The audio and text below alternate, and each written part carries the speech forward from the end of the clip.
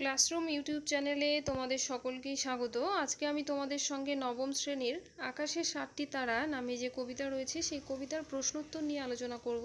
এর আগের ভিডিওতে আমি এই কবিতাটি নিয়ে আলোচনা করেছি। তো চলো শুরু করা যাক কবিতাটি প্রশ্নোত্তর আলোচনা।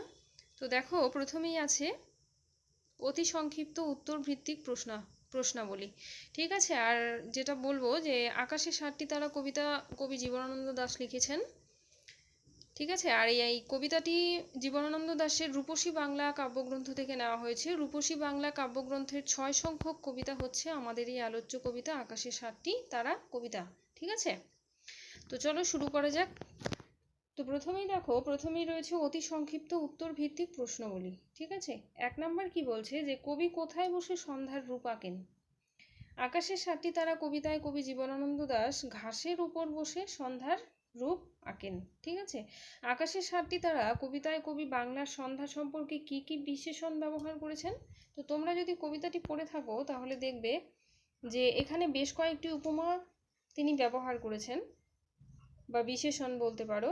তো আকাশের 7টি তারা কবিতায় কবি বাংলার সন্ধ্যা সম্পর্কে শান্ত, অনুগত ও নীল এই 3টি বিশেষণ ব্যবহার করেছেন। আসলে কবি বাংলার সন্ধ্যাকে একটি সুন্দর উপমা দিয়ে সুন্দর উপমা ব্যবহার করেছেন। তিনি বলেছেন যে এই যে বাংলার সন্ধ্যা, এটাকে তিনি কেশবতী কন্যার সঙ্গে তুলনা করেছেন। ঠিক আছে, এই সন্ধ্যাটাকে, এই যে বাংলার শান্ত, স্নিগ্ধ, অনুগত সন্ধ্যা, সেই সন্ধ্যার সময়টাকে তিনি কার সঙ্গে তুলনা করেছেন? একজন কেশবতী কন্যার সঙ্গে তুলনা করেছেন। তো দেখো এর পরের প্রশ্ন কি বলছে যে আকাশে 7টি তারা কবিতায় কবি সন্ধ্যার আকাশে কে এসেছে বলে কবির মনে হয়েছে। আকাশে 7টি তারা কবিতায় বাংলার সন্ধ্যার আকাশে এক কেশবতী কন্যা এসেছে বলে কবি জীবনানন্দ দাশের মনে হয়েছে। তো 4 নম্বর কি বলছে যে কামরাঙা লাল মেঘের ডুবে যাওয়াকে কবি কিসের সঙ্গে তুলনা করেছেন। কামরাঙা লাল মেঘের সাগর জলে ডুবে যাওয়াকে কবি মৃত মনিয়া পাখির সঙ্গে তুলনা করেছেন। কার সঙ্গে? মৃত মনিয়া পাখি সঙ্গে তুলনা করেছেন। এই এই এই যে মৃত মনিয়া পাখি, এর অর্থ আমি এর আগের ভিডিওতে খুব ভালো করে ব্যাখ্যা করেছি। মনিয়া হচ্ছে এক ধরনের বাদামি রঙের ছোট পাখি বিশেষ। এর লেজ হয় ছুচালো, ছোট আর লালচে ও কমলা রঙের হয়ে থাকে। এই পাখির রঙটা কেমন হয়? লালচে ও কমলা রঙের, লেজটা হয় ছুচালো আর ছোট, আর বাদামি রঙের সাধারণত পাখিটা। ঠিক আছে, তো কি বলছে যে কামরাঙা লাল মেঘের সাগর জলে ডুবে যাওয়াকে কবি মৃত মনিয়া পাখির সঙ্গে তুলনা করেছেন। তারপরে দেখো 5 নম্বর কি বলছে, পৃথিবীর কোনো পথ কাকে দেখেনি বলে কবির মনে হয়। বাংলার সন্ধ্যার আকাশের কেশবতী কন্যাকে পৃথিবীর কোনো পথ দেখেনি বলে কবির মনে হয়। কবিকে? কবি জীবনানন্দ দাশ। ঠিক আছে, পরে দেখো কি বলছে, কবির চোখের পরে মুখের পরে কি ভাসে।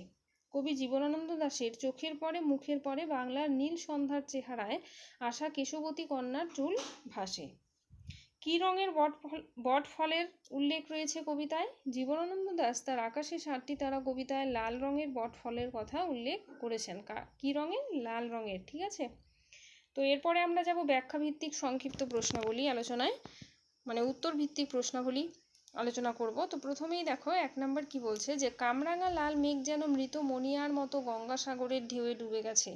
পংক্তিটির মধ্য দিয়ে কবি আসলে কি বোঝাতে চেয়েছেন?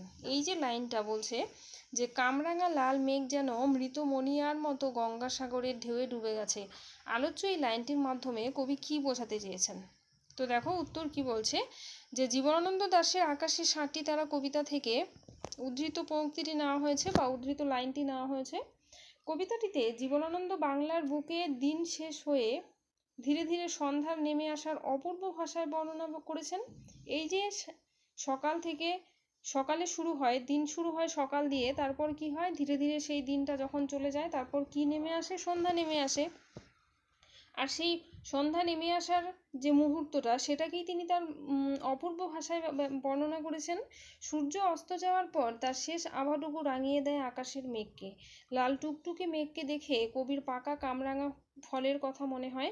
সেই মেঘও যখন দিগন্ত রেখায় সাগর জলে বিলীন হয়, কবির মনে হয় যেন এক মৃত মনিয়া পাখি জলে তার রক্তের রেশটুকু ছড়িয়ে দিয়ে কি হয়? ডুবে যায়। ঠিক আছে, তারপরে 2 নম্বর দেখো, আসিয়াছে শান্ত অনুগত বাংলার নীল সন্ধ্যা।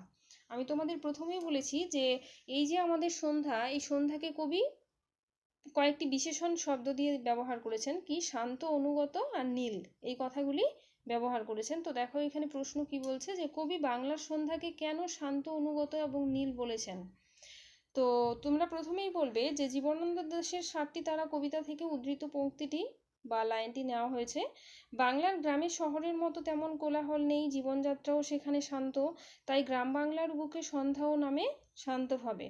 পল্লী বাংলার সন্ধ্যা গ্রামের পরিবেশের অনুসারী, তার চাকচিক্য নেই, আছে স্নিগ্ধতা, তাই সন্ধ্যা অনুগত। কবির ভাবুক চোখের সামনে সে কাব্যিক ছন্দে দেখা দেয়। সন্ধ্যায় অন্ধকার আর দিনের আলো মিশে যে আবছায়া তৈরি করে, তার সঙ্গে গাছপালার সবুজাভা মিলে সন্ধ্যাকে কি করে, নীল করে তোলে। এই যে সন্ধ্যার অন্ধকার আর দিনের আলো, এই দুটো একসঙ্গে মিশে যে আবছায়া তৈরি হয়, তার সঙ্গে গাছপালার যে সবুজ রং, সেটা মিশে গিয়ে সন্ধ্যাটাকে কি রঙের করে তোলে, নীল রঙের করে তোলে। ঠিক আছে। তো এরপরে দেখো কি বলছে 3 নাম্বার, কেশবতী কন্যা যেন এসেছে আকাশে।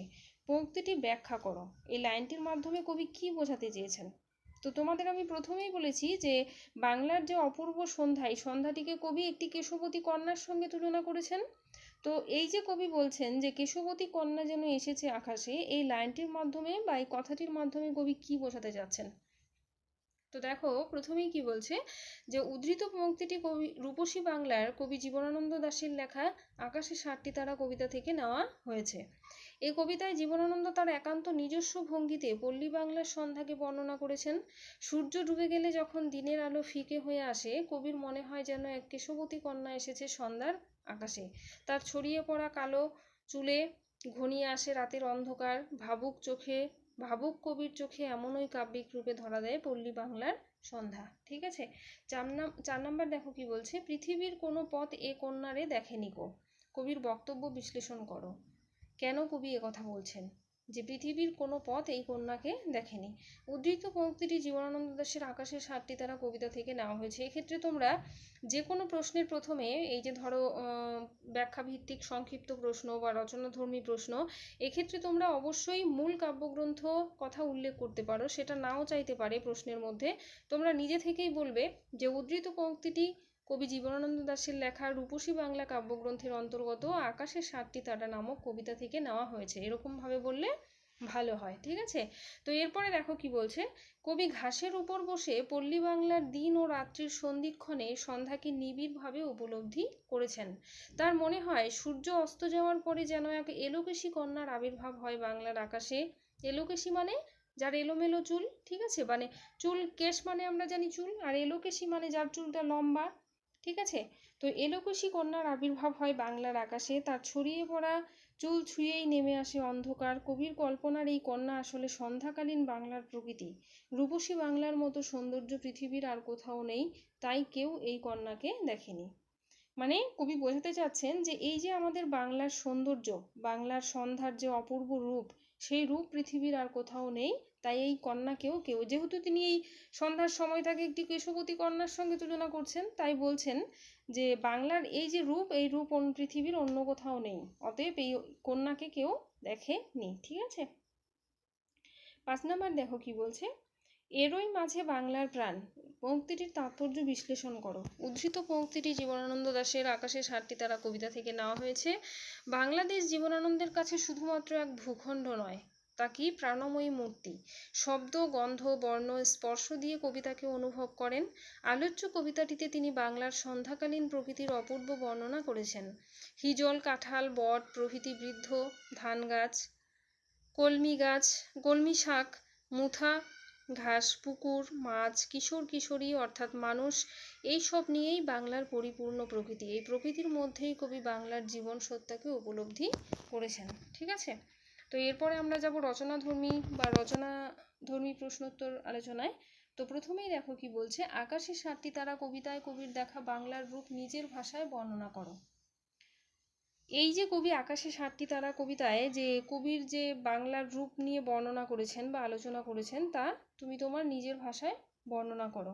তো প্রকৃতিপ্রেমী কবি জীবনানন্দ সন্ধ্যাকালীন পটভূমিতে রূপসী বাংলার যে সৌন্দর্য এঁকেছেন, তাকে মূর্ত করে তুলেছেন আকাশে 7টি তারা কবিতায়। কি বলছে, সূর্য যখন অস্ত যায় তখন তার লাল আভায় আকাশের মেঘ পাকা কামরাঙা ফলের মতো লাল হয়ে ওঠে। কিছুক্ষণ পর সেই মেঘ ও দিগন্ত রেখায় বিলীন হয়, আকাশে তারা ফুটে ওঠে। দিন রাত্রির সন্ধিক্ষণ, এখানে যুক্তক্ষ দন্তান্ন হবে, ঠিক আছে। দেখো এখানে একটু প আছে, এটা কি হবে, দন্তন্য। তো দিন রাত্রির সন্ধিক্ষণ, এই স্নিগ্ধ বাংলায়, এই স্নিগ্ধ সন্ধ্যায় বাংলার অপরূপ প্রকৃতির অপরূপ রূপ পৃথিবীর সব জায়গার থেকে আলাদা। সূর্য অস্ত গেলে যেন এক এলোকেশী কন্যার উদয় হয় বাংলার আকাশে। তার ছড়িয়ে পড়া কালো চুল ধীরে ধীরে অন্ধকারের আমেজ নিয়ে আসে বাংলার প্রকৃতির বুকে। হিজল, কাঁঠাল, জাম ইত্যাদি গাছের পাতা ছুঁয়ে নেমে আসা অন্ধকার যেন সেই রূপসীর চুলের সোহাগ চুম্বন, ঠিক আছে। তারপরে দেখো কি বলছে, কবি বাংলার সন্ধ্যার রূপ শুধু চোখেই দেখেননি, গন্ধেও তাকে অনুভব করেছেন। গাছপালা, লতা, গুল্ম, ঘাস, ফল, পুকুর, মাছ, হাঁস, মানুষ সব কিছুর গন্ধ মিলে তৈরি হয় বাংলার সন্ধ্যার গন্ধ। কবির মনে হয় এ যেন সেই এলোকেশী কন্যার চুলের স্নিগ্ধ সুবাস। তারপরে এইভাবে গাছপালা, মানুষ, অন্যান্য জীবকে নিয়ে বাংলার যে পরিপূর্ণ প্রকৃতি, তারই মধ্যে জীবনানন্দ খুঁজে পেয়েছিলেন তার অপরূপা রূপসী বাংলাকে, ঠিক আছে। তো এরপরে কি, এই হচ্ছে তার রূপসী বাংলার বর্ণনা। দেখো প্রশ্নের মধ্যেই বলছে যে রূপসী বাংলার যে রূপ তা নিজের ভাষায় বর্ণনা করো। এইভাবেই কবি বাংলার রূপের ছবি তুলে ধরেছেন আমাদের সামনে। তারপরে 2 নম্বর কি বলছে, পৃথিবীর কোনো পথ এই কন্যারে দেখেনি কো। এখানে কোন কন্যার কথা বলা হয়েছে, পৃথিবীর কোনো পথ তাকে দেখেনি কেন, অথবা এ কন্যা বলতে কাকে বোঝানো হয়েছে। তাহলে দেখো, জীবনানন্দ দাশের 7টি তারা কবিতার উদ্ধৃত অংশে কবির কল্পনায় বাংলার সন্ধ্যার আকাশে যে এলোকেশী কন্যার আবির্ভাব হয় তার কথা বলা হয়েছে, ঠিক আছে। তো তারপরে দেখো বলছে, জীবনানন্দ বাংলার সৌন্দর্যকে শুধুমাত্র চোখ দিয়ে দেখেননি, সমস্ত ইন্দ্রিয় দিয়ে অনুভব করেছেন। সূর্যাস্তের ঠিক পরে ঘাসের ওপর বসে আকাশের দিকে তাকিয়ে সদ্য ফোটা সপ্তর্ষি মণ্ডলের পাশে বসে কল্পনায় এক এলোকেশী কন্যাকে দেখতে পান।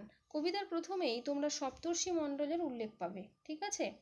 কেননা সপ্তর্ষি মণ্ডল অর্থাৎ আমরা জানি যে কবিতাটার নামই হচ্ছে আকাশের 7টি তারা। তো এই আকাশের 7টি তারা বলতে আমরা সপ্তর্ষি মণ্ডলের কথাই প্রথমে আমাদের মাথায় আসে।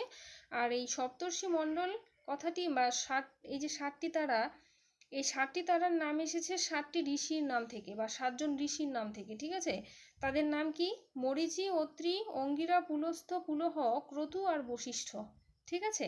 তো এখানে দেখো কি বলছে, যে সূর্যাস্তের ঠিক পরে ঘাসের উপর বসে আকাশের দিকে তাকিয়ে সদ্য ফোটা সপ্তর্ষি মণ্ডলের পাশে কবি কল্পনায় এক এলোকেশী কন্যাকে দেখতে পান।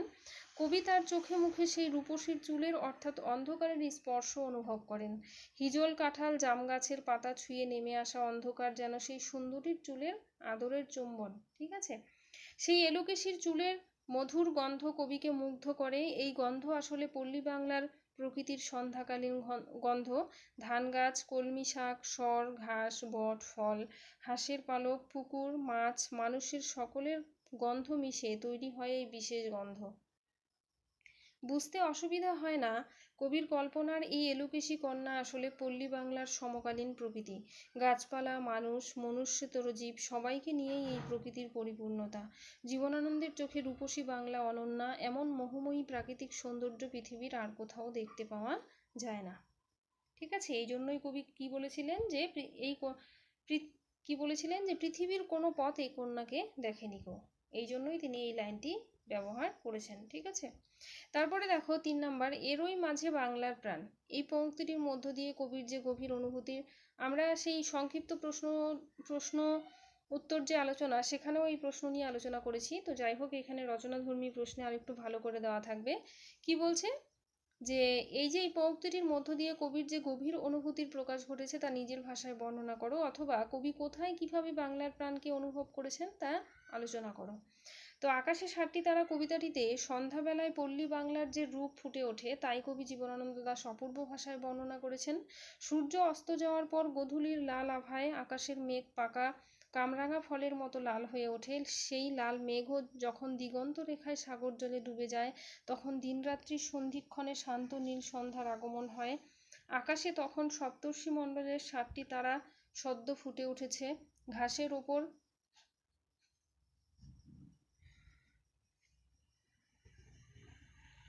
কি বলছে?